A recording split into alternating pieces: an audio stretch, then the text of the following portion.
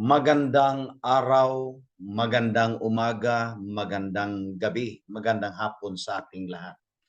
Welcome again sa ating video presentation, video recording message.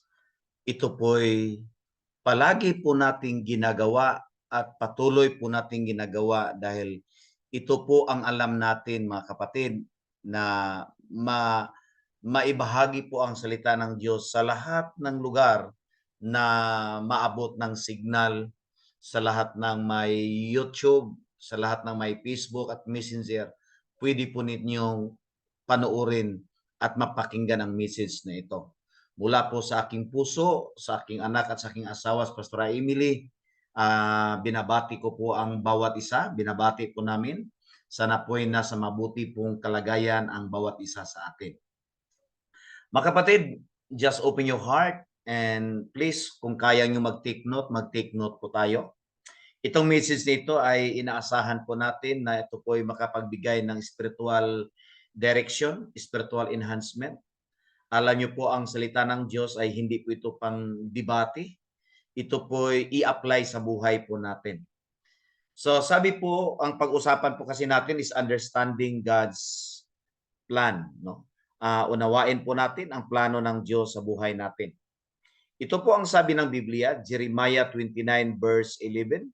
Ulitin ko po, ako po yung magtatagalog para sa lahat ng mga kapatiran na hindi kayang maunawaan ang Bisaya dahil marami pong nakikinig sa atin na sa Luzon, na sa Metro Manila, lalo na po ang Zamboanga City.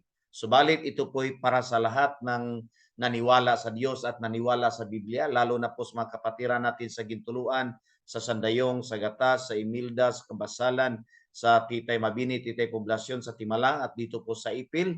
At maging po sa mga kapatiran natin na sa iba't ibang lugar, nasa barko nagtrabaho, nasa abroad, sa ating mga kaibigan na sa Iligan City, sa ating mga kabataan na nasa Pagadian, ay mapakinggan po ang message nito. Sabi po dito, for I know the plans I have for you, declares the Lord. Plans to prosper you and not to harm you. Plans to give you hope and a future. Ito po ay galing po sa puso ng Diyos, isinulat po ni Prophet Jeremiah na ang plano ng Diyos sa atin ay prosperity, hindi po kapahamakan na to harm you. And ang plano po ng Diyos sa atin ay mabuhay pong ating pag-asa at magkaroon po tayo ng magandang kinabukasan. That's why pag-usapan po natin is, mga kapatid, ang pag-usapan po natin is understanding God's plan. Ito po yung plano ng Diyos sa atin. God's plan is tatlo po, ayon sa Jeremiah 29 verse 11, tatlo po yung prosperity, hope, and a future. Unawain po natin, please, pakinggan po natin ang husto para ma-internalize po natin at maka-align po tayo sa plano ng Diyos. Ang pangarap po ng Diyos, gusto niyang makita ay magkaroon po tayo ng prosperity. Kaya unawain po natin, ano po ba yung prosperity? What are the elements of prosperity? Alam niyo po ba na pumasok po ang kahirapan, mga kapatid, dahil po sa disobedience? Actually, yung tao po ay nilikha ng Diyos mula po sa kanyang mga kamay, ay kasama po doon ang prosperity. Subalit nawala po yung prosperity dahil sumuway po ang tao sa Diyos. Genesis 2:15, the Lord God took the man and put him in the Garden of Eden to work it and take care of it. Ito po yung sinabi yung ginawa ng Diyos si Adam at si Eva, nilagay ng Diyos sa Garden of Eden to take care of the Garden of God, to work, palaguin, trabahuin, at alagaan. Doon po sila sa Garden of God. So na of course, unawain po natin yan ay talagang fruitful po doon, masagana po doon sa Garden of God. Nandoon sila. Subalit mayroon pong instruction ng Lord sa kanila, mga kapatid, yung pong mga ninuno natin, si Adam, si Eva, ito po yung instruction. But you must not eat from the tree of the knowledge of good and evil, for when you eat of it, you will surely die. So sinabi po ng Diyos kanila, may isang kahoy dyan na pinagbabawal, yung kahoy po nagbigay ng kaalaman sa tama at mali, sa mabuti at masama, sa oras na kainin niyan ay kayo'y mamatay. Spiritually, yung pong yung pong image of God na sa tao dahil we are created in the likeness of God. Ang pinupunto ng Diyos ang mawala doon, ang mamatay. Hindi po physical, ang spiritual po doon. Ngayon po, alam po natin by history na kinain po talaga ni Eva at ni Adan yung pong pinagbawal. So nandun yung pong disobedience act, yung pong hakbang sa pagsuway ay nandun. Ginawa po nila. So dito po pumasok yung kahirapan dahil sinumpa po ng Diyos ang tao. Lalo pa na nadamay po yung ahas dahil ang ahas po yung katawan niya pinagamit ni Satanas, yung katawan niya para maging legal Satanas na mag-operate sa mundong ito. So to Adam he said, because you listen to your wife and eat from the tree about which I commanded you, you must not eat of it. Then ito yung sumpa, curse is the ground because of you. Through painful toil, you will eat of it all the days of your life. So nandun yung kahirapan, pumasok na doon. Yung struggle, curse is the ground because of you through painful toil. So ay maghihirap na kayo at bago kayo makakain sa buong buhay niyo. Verse 18, it will produce thorns and thistles for you. You will eat the plants of the field. Ay tumubo po lahat ng mga sampinit, lahat ng mga damo na siyang pong maging balakid po at maging disturbo po sa mga pananim.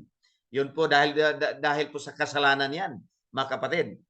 Alam niyo po ba na dahil doon ay si Lord gumawa po siya ng paraan. Alam niyo po mga kapatid, ito po yung sabi ng 1 Corinthians 1:18, for the message of the cross is foolishness to those who are perishing, but to us who are being saved, it is the power of God. Alam niyo po ba, kailangan po sa lahat ng tao maligtas muna. Dahil alam po natin ang tao ay sinumpa ng Diyos, magkaroon muna ng kaligtasan. Pag ang tao po ay maniwala sa mensahe doon sa cross ng Kalbaryo, alam niyo po ba, yung power of God ay mag-operate po sa tao. For us who are being saved, ligtas, then nandun po yung kapangyarihan ng Diyos, mga kapatid. Pero sa lahat ng hindi naniwala sa message of the cross, mga kapatid, yung mensahe sa cross ang pinag-usapan, hindi po yung taong ipinako sa cross, taong nakabitin sa cross. Hanggang ngayon may tao pang nakabitin sa cross, mga kapatid. Alam niyo po ba na si Jesus ay, na after siya pong ipinako sa cross, ay tinanggal po siya sa cross, nilibing. Ang nag-alis po sa kanya ay ang lahat ng mga tagasunod niya. Pero yung message doon, yung pong bakit pa namatay si Jesus sa cross, yung pong pinakamalagang maunawaan po natin, alam niyo po ba sa mga naniwala ay it is the act of God's love. It is an act of God's love dahil po sa kapangyarihan ng Diyos. Alam niyo po, past tense po ang save doon. Lahat ng ligtas, meaning natanggap niya ang kaligtasan. It is the power of God, mga kapatid. Ito po yung kailangan mangyari sa atin, magkaroon tayo ng kaligtasan. So papaunsa ba ang tao maligtas? Papaano po ba ang tao magkaroon ng kaligtasan, mga kapatid? Ang sabi po doon sa John 3:16, whoever believes in him shall not perish. Whoever, John 3:16, ang Acts chapter 4 verse 12, there is no other name given under heaven. Walang pong ibang pangalan na ibinigay ibinigay sa silong ng langit ng tao'y maligtas. In Matthew 1:21, sabi po ng anghel doon kay Joseph, bigyan mo siyang pangalang Jesus dahil siyang magligtas sa lahat ng tao mula sa kanilang kasalanan. Mga kapatid, yung walang ibang pangalan na ibinigay sa silong sa langit, yung pong anghel sa Matthew 1:21 ay sabi ng mula sa langit, yung anghel bumaba at sinabihan si Joseph, bigyan mo ng pangalang Jesus, Jesus Christ. Alam niyo po ba, that's the only name ng tao magkaroon ng kaligtasan. Pag siya po'y pag siya po'y tumanggap ng Jesus sa kanyang puso sa pamagitan ng panampalataya. Ulitin ko po, pag ang tao po'y tumanggap ng Jesus, tanggapin si Jesus sa kanyang puso, dahil sa kanyang panampalataya ay siya ay sumampalataya. Ephesians chapter 2 verse 8, sabi ng Biblia, for by grace you have been saved through faith. Dahil sa biyaya ng Diyos, kayo ay nagkaroon ng kaligtasan sa pamagitan ng panampalataya, through faith. In Acts 16:31, sabi po ng Bible, believe on the Lord Jesus Christ, you will be saved, you and your household. And 1 John chapter 5 verse 12, sino mang tumanggap kay Jesus, nagkaroon siya ng buhay kaligtasan, buhay na walang hanggan. So papaano po ba ang tao magkaroon ng kaligtasan? Ito yung mga verses magpatunay na ang kaligtasan ay matanggap sa tao pag siya po ay sumampalataya ng totohanan sa kanyang puso at tinanggap si Jesus sa kanyang puso, mga kapatid. Ito po yung sinabi ng Bible. Kaya basahin po natin, ulitin po natin yan, lalo na sa Acts 4:12, there is no other name. Kaya hindi po religion, hindi po sinumang pangalan nandito sa lupa. Wala pong ibang pangalan ibinigay sa silong ng langit ng tao ay magkaroon ng kaligtasan. Matthew chapter 1 verse 21, bigyan mo siyang pangalang Jesus dahil siya ang magliligtas sa lahat ng tao mula sa silang kasalanan. Mabasa po natin sa Biblia yan, mga kapatid. Ngayon po, the process of restoration, tingnan mo, dahil hindi po nagbago yung plano ng Diyos, ng kanyang plano, ang lahat ay mag-enjoy po ng prosperity. Dahil siya po Diyos mapagmahal. Dahil, mga kapatid, tingnan niyo po ang 2 Corinthians chapter 8, verse 9. For you know the grace of our Lord Jesus Christ, that though He was rich, yet for your sakes, He became poor, so that through through His poverty, might become rich. So dahil po sa ginawa ng Panginoon Kristo ay siya po'y mayaman at nagpadukha, bumaba sa lupa at isinilang doon sa sabsaba ng baka, mga kapatid. Then siya po'y nagpakahirap at nagiging dukha para tayong lahat na mahihirap at nasa kahirapan dahil bunga ng kasalanan ay magkaroon ho tayo ng kasaganaan, magkaroon ho tayo ng tayo po'y yumaman. Sabi po ng Biblia, so that you through Jesus' poverty, we might all become rich. So pangarap ng Diyos ay yumaman ang lahat dahil ang kanyang plano po ultimately magkaroon po tayo ng prosperity. Kaya alam niyo po ba na ang tao ay binigyan ni Lord, built-in na sa tao, galing po sa Diyos. Mayroon po tayong ability, tayong lahat po, mayroon po tayong ability to produce wealth. Deuteronomy 8:18, ang sabi ng Biblia, but remember the Lord your God. Remember that the Lord your God, it is He that is God who gives you the ability to produce wealth. So, binigyan ho tayo ng ability para magsusumikap to produce wealth. Hindi ho tayo diretsahang binigyan ng kayamanan dahil tayo magiging tamad pag ganon. Binigyan tayo ng ability para magsumikap, magtrabaho at gamitin yung ability to produce wealth. Pero nandyan yan sa atin. Alam niyo po ba, yung ability to produce wealth, hindi po natin yan makita pag hindi po tayo lumalim sa Panginoon. Pag hindi po tayo nagkaroon ng maayos connection sa ating Panginoon, hindi po natin ma-discover yung ability to produce wealth. And I just want to encourage everyone, mga kapatid, bawat isa po sa atin. And to God be the glory po, si Pastor Danny ay dandahan ko pong nakita yan dahil ako po'y naniwala sa kanyang salita na ako po'y binigyan ni Lord ng ability, mga kapatid, gagamitin sa maayos at sa Diyos, makadiyos na kaparaanan upang tayo po'y mapagpala. Amen po. Purihin po ang Diyos, mga kapatid. Sabi po ng John chapter 10 verse 10, si Satan ay pumarito upang pumatay, magwasak, magnakaw at magwasak. The thief comes only to steal, kill, and to destroy. But Jesus said, I have come so that we may have life full of blessings. Yun po ang sabi ng Bible. The thief, it is refer to Satan, comes only to steal and kill and destroy. But Jesus said, I have come that we may have life full of blessings. Bakit life full of blessings? Kasi ang kanyang plano po kasi is prosperity. About isa po yung magkaroon ng prosperity at magkaroon ng magandang kinabukasan at magkaroon po tayo ng pag-asa. Ang sabi po ng 1 John 5:12, pagtanggapin mo si Jesus, nandun yung buhay. I have come to give you life. Yung life na yan na pinagkaloob ng Diyos ay punong-puno yung pagpapala. Punong-puno ng pagpapala. That's why Jesus said, sino mang tumanggap sa kanyang anak, he who has the Son has life. But he who does not have the Son of God does not have life. Kung hindi po tinanggap si Jesus sa kanyang puso, hindi po siya nakatanggap yung life from the Lord, yung eternal life, yung life na pagpalain ng Diyos, mga kapatid. Midawat sa anak sa Diyos na nanay kinabuhi, maigsoon, mga kapatid, ayon po sa banal na kasulatan. Yan po, the ladder to prosperity. Alam niyo po, mayroon pong ladder to prosperity because ang plano ng Diyos, prosperity, hope, and a future. So mayroon pong ladder doon. Kailangan pong akyatin po natin yan. Gusto ko pong i-share sa bawat isa, mga kapatid. Sabi po ng Job 21:13, they spend their years in prosperity and go down to the grave in peace. Yung taong nabubuhay dito ay yung buhay niya ay ma-enjoy niya yung pagpapala, yung prosperity hanggang mamatay siya na may kapayapaan. Kasi yung taong namatay na hindi niya naranasan yung prosperity, hindi payapang buhay yan kasi lahat ng tao nangarap tayo ng prosperity. Kaya nga ang iba ay manglamang para mag-shortcut, madali niya makuha yung prosperity, madali niyang maabot yung prosperity. Ang iba hindi na magta-tithes para madali niyang magsi-shortcut, para madali niyang maabot yung prosperity. Pero mayroon pong paraan ang Diyos, mga kapatid, kung susundan lang po natin ang kanyang salita. Sabi po, they spend their years in prosperity and go down to the grave in peace.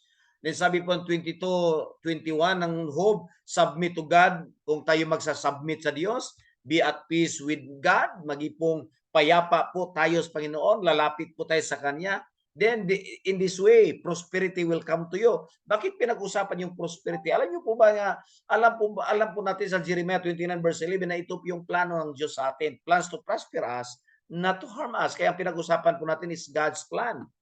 So yung pong prosperity, hindi po ano yan, hindi po katang isip ng tao niyan. Prosperity is the God's idea. Kaya marami po kasing kumukontra dito dahil ayaw nilang sumagana ang buhay ng tao. That's why sila pinagpalabas ng tinatawag nilang prosperity gospel. Alam niyo po, that is inspired by the devil dahil si Satanas man talagang ayaw sumunod sa Diyos eh. Kung ang plano na Diyos ay pasaganain, lahat ng kumontra sa prosperity ay instrumento by the devil, an agent of Satan. Bakit? Tingnan niyo po, submit to God and be at peace with Him. Job 22 verse 21. In this way, prosperity will come to you. Alam niyo po ba, sabi ng Ecclesiastes chapter 6 verse 6, tingnan niyo po, please, paki-examine this verse. Even if he lives 1,000 years twice over, but fails to enjoy his prosperity. Tingnan niyo ha, ang malungkot na buhay, kahit bibigyan tayo ng 2 bisis, tig 1,000 ang edad. Twice, 1,000 years twice. Pag hindi mo na-enjoy yung prosperity, malungkot ang buhay. Dahil ang plano ng Diyos ay sumagana ang buhay ng tao, magkaroon tayo ng prosperity. Mga kapatid, maabutan tayo ng kamatayan, hindi mo pa narating yung prosperity. Meaning, hindi mo naabot yung plano ng Diyos. Yung Jeremiah 29 verse 11, that for I know the plans I have for you, declares the Lord. Alam niyo po ba, marami pong hindi nakaintindi sa prosperity. Ang mali pong kaisipan, akala po nila, pag prosperity, maraming pera. Alam niyo po, isa lang po yan. Hindi po kasi pera ang pinag-usapan sa prosperity. Gusto ko pong ipakita sa inyo. Ito po yan eh. Elements of prosperity. Elements of prosperity is number 1, mayroon tayong peaceful life. Maraming tao, maraming pera, hindi po payapa ang buhay. Una po kasing makita dapat sa prosperity, peaceful life. Ang daming tao, walang pera, magulo pa ang buhay. Maraming tao, maraming pera, magulo pa ang buhay. Hindi lang magulo, hindi siya nag-enjoy sa buhay niya. Kaya ang daming taong nag-suicide, mayaman, ang tawag doon, maraming pera, pero nag-suicide. Kasi hindi niya naranasan yung joy. Kasi pangalawang elements of prosperity is life full of joy. Alam niyo po ba, ito yung hindi mabili ng pera, yung totoong inner peace at inner joy, yung pong totoong kagalakan, kasiyahan sa buhay. Kaya nga ang daming nagbisyo pumasok sa bisyo kasi naghahanap ng kaligayahan yan.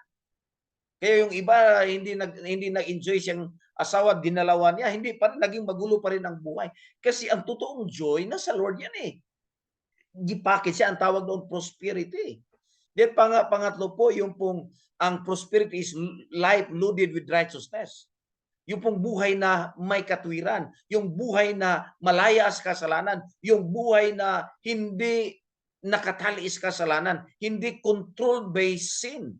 Kaya mga tao ay maraming mayaman, ang tawag doon maraming pera, pero controlled by sin. Ipupunta sa impyerno niyan. Impyerno pag hindi niya tanggapin si Lord, ayaw niyang lumapit kay Lord, ayaw niyang mag-surrender kay Lord, ayaw niyang isurrender kanyang buhay kay Lord. Mga kapatid, hindi makatulong sa iyo yung pira mo kahit lahat ng ang pira mo ay mga kapatid, ikaw pa may-ari ng bangko. Pag walang righteousness. Alam niyo po ba yung righteousness matanggap ng tao pag siya po'y tumanggap at maniwala sa ating Panginoong Kristo. That's why Jesus is the way for everything, mga kapatid. Pang-apat po yung provided life. I don't provided, that's money. Alam niyo, isang area lang po yan. Yung money, isang area lang is prosperity yan. But not whole box or the package of prosperity. Akala ng iba, pag maraming pira, prosper, hindi po yan. Isang area lang po yan. Kasi maraming tao, maraming pira, magulo ang buhay, walang kapayapaan. Kaya ang daming taong mayaman nag-suicide. Bakit? Hindi din naranasan yung prosperity. Ang prosperity kasi, ang element sa iyo ay peaceful life, joyful life, life with righteousness, and most of all, may pera. Kasi makabili ka sa gusto mo. Amen po.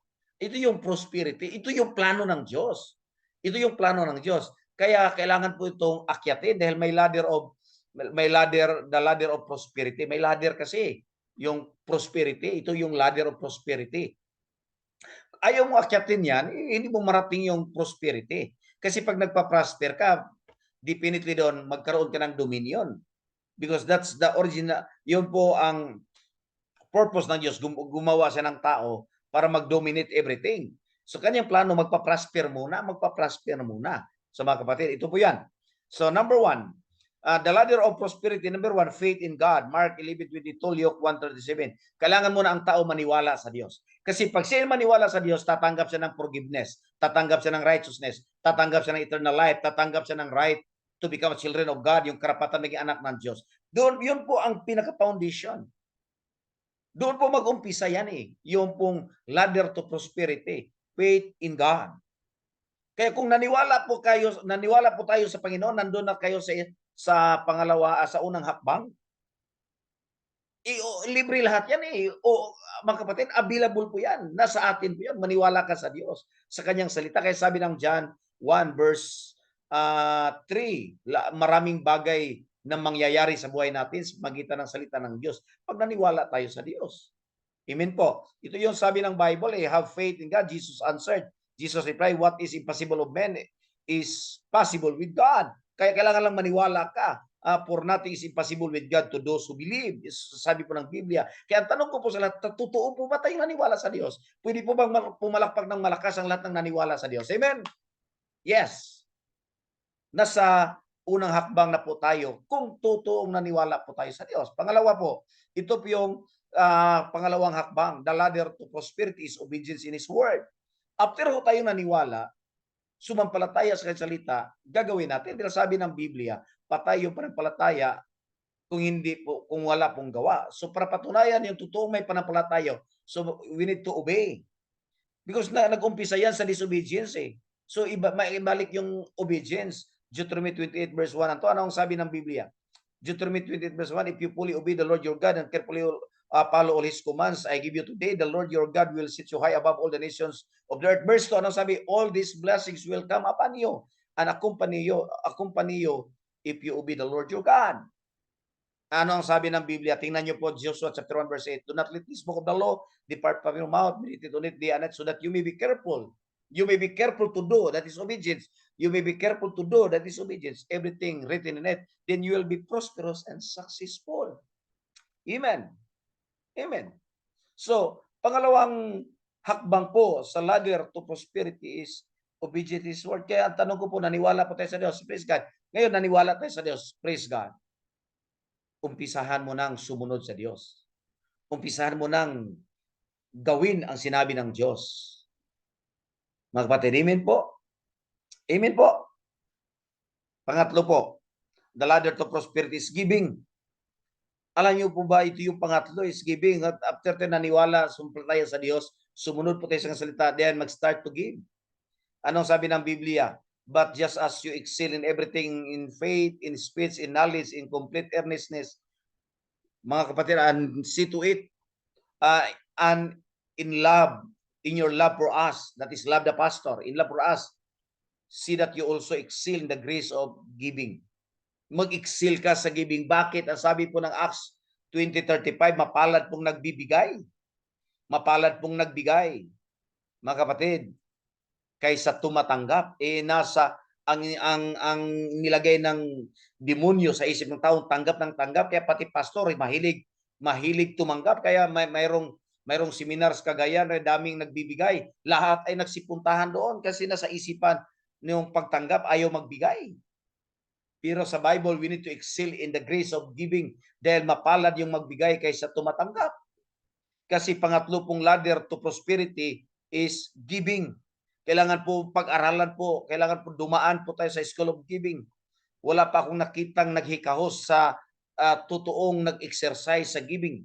Ang lahat ng naghikahos, pulubi mindset, yung anong matanggap niya, anong matanggap niya, anong matanggap niya.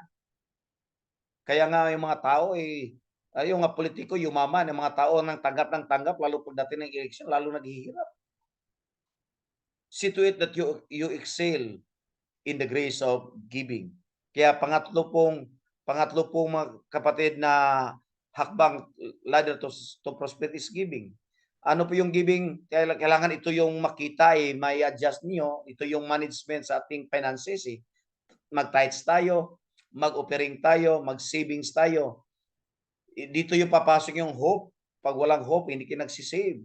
Savings, mga kapatid, then seed faith, then expenses. Ang problema, magsi-shortcut tayo. Diretso tayo sa expenses. Walang savings. Mga kapatid, mag-savings tayo. Mga kapatid.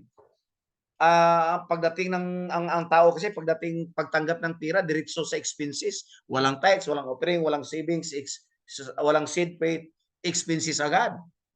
Ibig sabihin, pastor, maubos lahat. Hindi, magta-tithes lang ka, 10% lang yan Mag-offering ka, ayon sa conviction yung puso, di magsi-savings ka kahit papano. Sa 1,000, nagsisave ka lang 20 pesos. Pero tingnan mo yan, pagdating ng 20 years, kung araw-araw mo yan ginagawa, o once a week mo yan ginagawa, pagdating ng 20 years, mga kapatid, yung savings, then mag-seed faith tayo, magtanim ka para may aanihin ka, para magkaroon ng mabilisang kasagutan ang lahat ng pangailangan, mag-seed faith tayo. Then, bago doon yung expenses, yung pambili ganito, pambayad sa ilaw, pambayad ng kuryente, yung expenses. Kung hindi tayo nagtatay, so, offering, walang savings, walang savings, diretso expenses, short lahat. Kaya, lalong nabaon sa utang, hindi nakaahon, mga kapatid. Amen po. Dito tayo pang-apat. The ladder to prosperity is fruitfulness. Alam niyo po ba na ang fruitfulness ay part sa prosperity? Sa hagdan ng prosperity. Bakit? Tingnan niyo po ang John 15 verse 5. If the vine, I am the vine, you are the branches. If a man remains in me and I in him, he will bear much fruit. Pag ikay nagdala ng bunga, bear much fruit. Tingnan niyo ang verse 16, John 15 verse 16. Then the Father will give you whatever you ask in my name. Whatever you ask in my name. Pag ang tao'y namunga, pinili ka ng Diyos para mamunga at mamunga bunga nga magsinatili, bungang manatili hanggang magpakailanman, fruit that will last, mga kapatid. Ang sabi ng Biblia, then the Father will give you whatever you want, whatever you ask. That is ladder to prosperity. Whatever you ask, whatever you wish, God will give it to you. Maging fruitful lang po tayo. Ang problema, ayaw natin umakyat Ayaw natin umakyat, mga kapatid Hindi tayo aakyat kasi ang hirap. Ang hirap. Pero nangarap tayo sa prosperity. As long normal ating mind. Normal ang kaisipan ng tao, nangarap tayo sa prosperity. Dahil yun ang plano ng Diyos Ang Diyos ang gumawa sa atin Mga kapatid, ang Diyos ang gumawa sa atin, nakakunik yung mind natin sa prosperity. But kailangan natin maunawaan yung pong process at saka yung ladder. Mga kapatid, ito po kung umpisahan natin, step number 1, kailangan po nating sumampalataya sa Diyos. Doon mag-umpisa yan. It is the foundation. 2, kailangan po natin sumunod sa kanyang salita. Pangatlo, tayo po mag-start to give. Mga kapatid, ang magbigay ay pagbibigyan, Luke 6:38. Then 4, sumikapan mo yan na magkaroon tayo ng bunga. Kaya the Bible says, whatever you ask in God's name, in Christ's name, God will give it to you. Whatever. Mga kapatid, amen? So, ito po yung prosperity, mga kapatid. Amen? Sino po gustong sumagana Sino po mag-prosper? Ito po yung prosperity, mga kapatid. Gusto ko yung maintindihan. Ito po yun. Sino po magkaroon ng prosperity? Ito po yan. Peaceful life, life full of joy, joyful life, yung life, provided life, yung pong life with provision. That speaks of money, mga kapatid. Then, life with righteousness. Life loaded with righteousness. Kasi yung righteousness ibigay ng Lord sa atin, yung loaded with righteousness. Galing po sa Diyos yan eh. Amen po. Ito yung prosperity. Alam nyo, isang side lang yung money. Kaya ang nakita natin, yun lang money, akala natin nagpa-prosper. Hindi, tingnan nyo maraming pira dyan eh. Hindi nga makatulog eh. Dahil walang peaceful life. Walang joy. Kaya nga pupunta sa mga bar yan eh. Pupunta kahit saan-saan kasi walang joy. Lalo walang katwiran. Mga kapatid, pag peaceful life, life full of joy and with righteousness, wala ring money, kulang din yun. Kasi ang prosperity, mayroon pong 4 na elemento yan, mga kapatid. Amen po. Pwede po bang itaas natin ang kamay? Pwede po bang ipikit natin ating mga mata, taas natin ang kamay? Pwede po ba lahat ay sumunod sa maikling prayer na ito? Pwede po bang lakasan natin? Sabihin natin, Panginoong Hesus, ako po'y naniwala sa iyong salita. Tinatanggap kita sa aking puso. Lalo na ang iyong ginawa sa cross ng Kalbaryo. Isinasapuso ko po ang lahat ng mensahe doon sa cross ng Kalbaryo. Hayaan niyo po ang iyong kapangyarihan ng banal na espiritu kumilos, lumuko po sa aking buhay. Aakyatin ko po ang ladder to prosperity dahil yun po ang plano mo sa aking buhay. Pagpalain niyo po ang aking pamilya, ang aking trabaho. Pagalingin niyo po, Panginoon, ang bawat isa. In Jesus' name. Ako na lang po manalangin, Panginoon, pagpalain niyo po ang bawat isa. Just open their minds, Lord. Kung kinurap man ng demonyo ang kaisipan, right now, pagalingin mo ang bawat isip. I-restore mo ang tamang kaisipan. Give us a sound mind, peaceful mind, even heart, O God. Thank you so much, Lord. Gabayan mo at turuan ang bawat isa na matuto kaming mag-manage lalo na sa aming finances. Kami po'y makapag-tithes, makapag-offering, makapag-savings, and makapag-seed faith, and most of all, magastos po namin ng maayos ang aming resources. Salamat po sa ability to produce wealth na nilagay mo sa aking buhay, sa buhay ng bawat isa. Pagpalain niyo po, Panginoon, in Jesus' name. Amen. Amen. God bless you po. God bless. God bless.